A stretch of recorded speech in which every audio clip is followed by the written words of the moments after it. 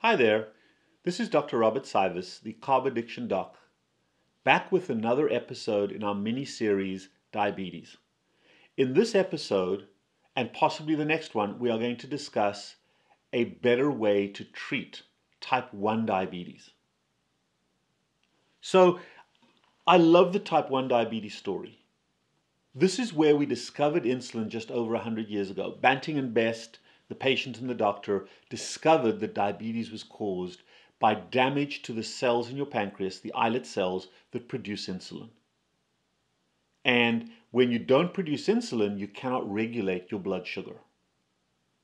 And the interesting thing about blood sugar is, as we've discussed in the previous episodes, your blood sugar does not have to be maintained by what you put in your mouth. That is a fundamental change in thinking.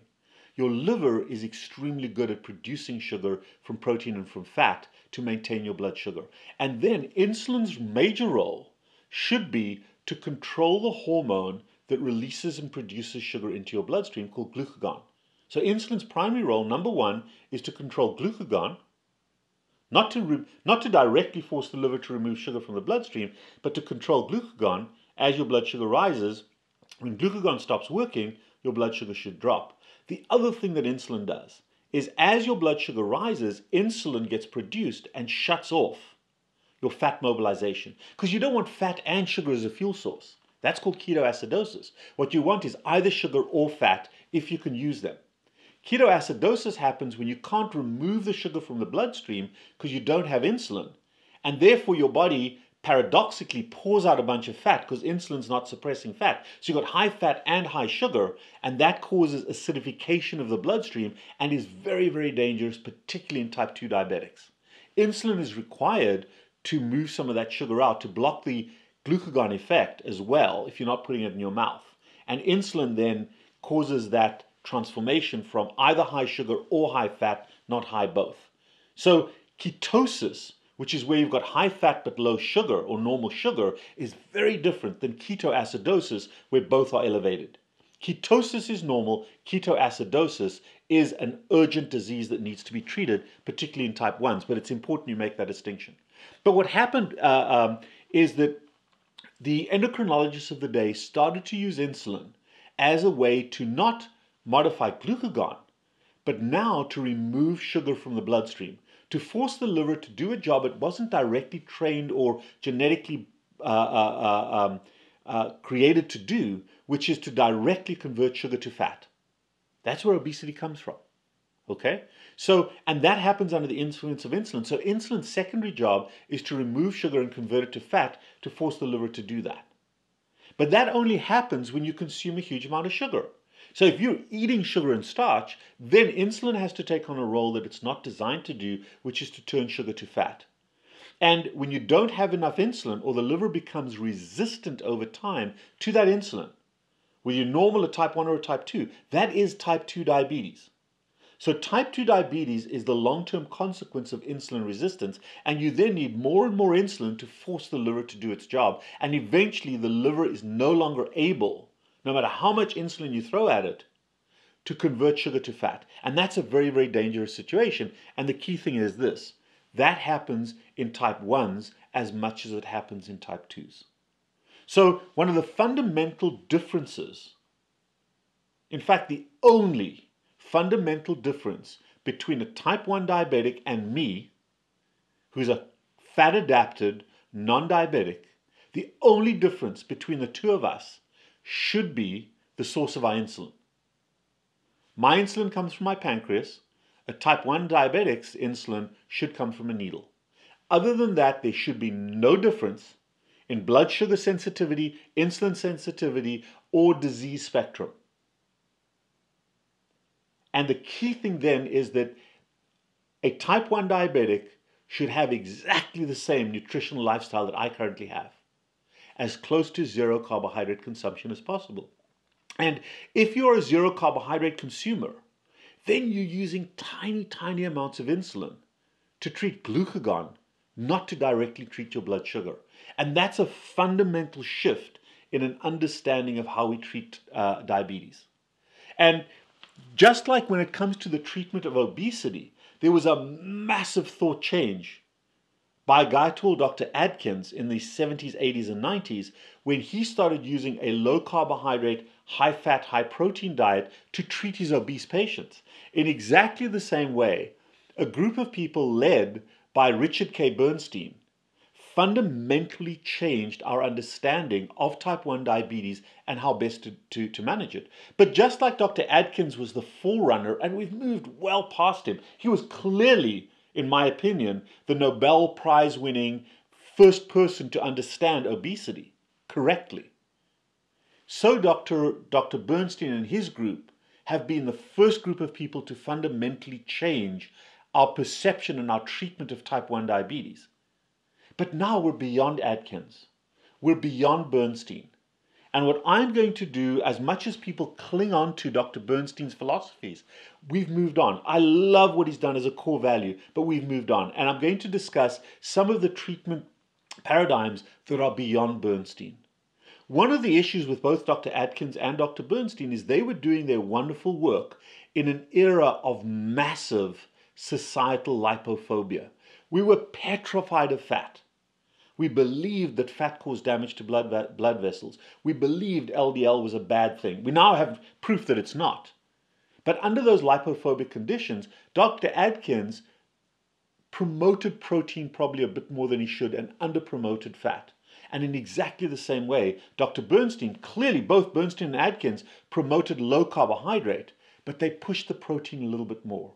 They pushed the frequency of eating a little bit more because the concept of intermittent fasting hadn't quite developed. So we've evolved beyond those. And I'm not denigrating them by moving forward. The single best thing a student can do is to take a teacher's basic paradigms and improve on them. That's how we evolve science. So what I'm going to talk about now when it comes to type 1 diabetes are the current principles. These are our teachings. And I hope that the students that I have are going to take my message beyond Cywes. So here goes. Number one, the first paradigm is whether you're a type 1 or a type 2, you never, ever, ever have to consume carbohydrates unless you've overdosed and you're low. The only time a type 1 diabetic ever should eat carbohydrates is if their blood sugar is low. The most important principle, and I would like my type 1s to be militant about this, force your doctors, force your insurance companies to get you on a CGM, a continuous glucose monitor.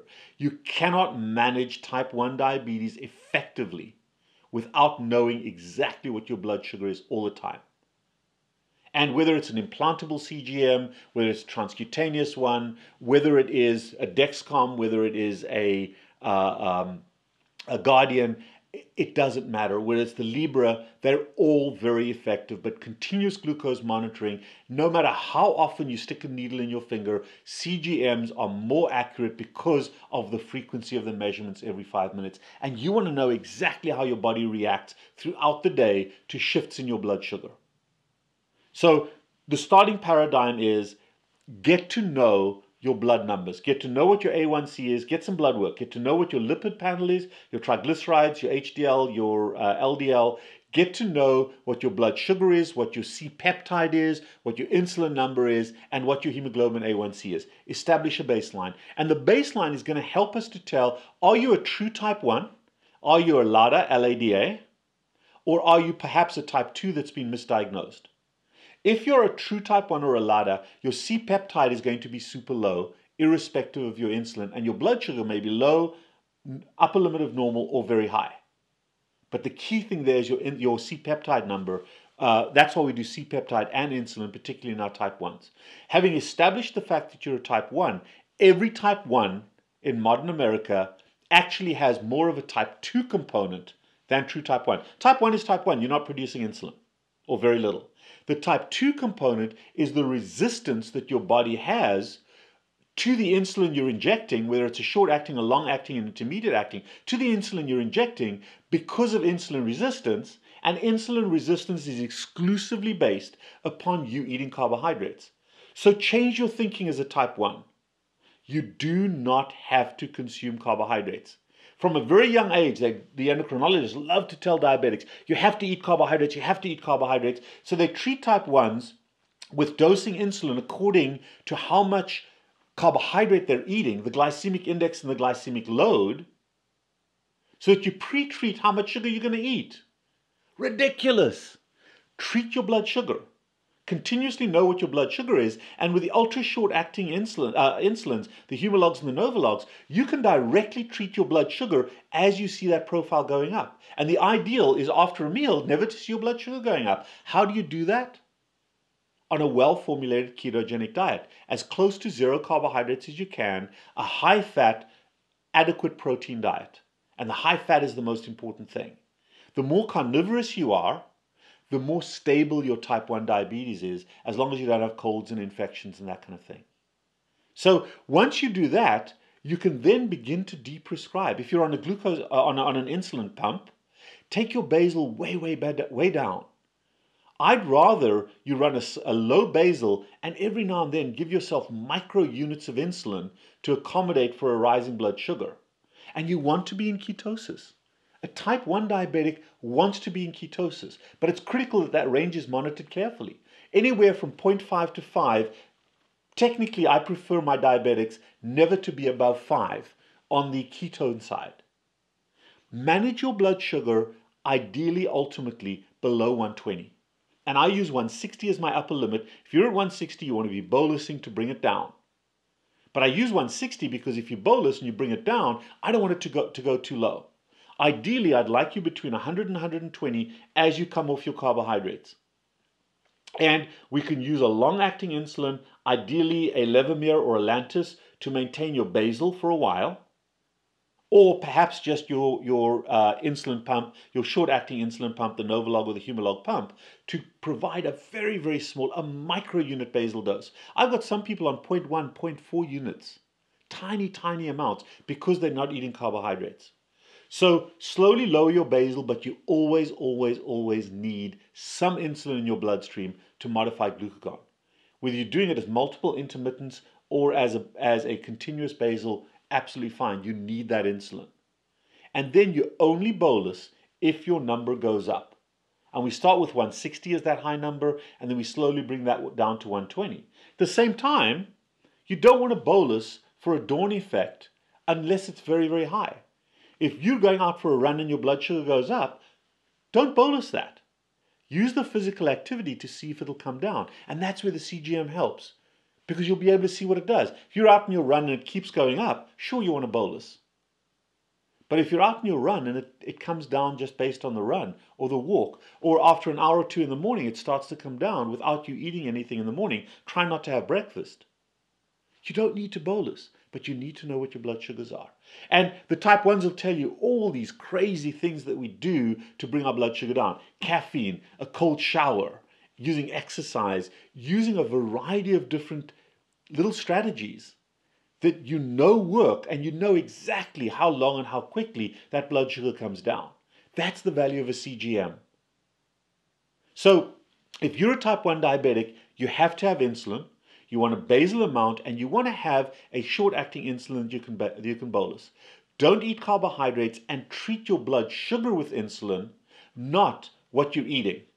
That's a ludicrous way of doing it. If you change that paradigm, you can become a pure type 1 without the type 2 insulin resistant component. And as your body over the course of 60 to 90 days becomes resensitized to the insulin you're injecting, you'll need less and less and less to have the same type blood sugar control.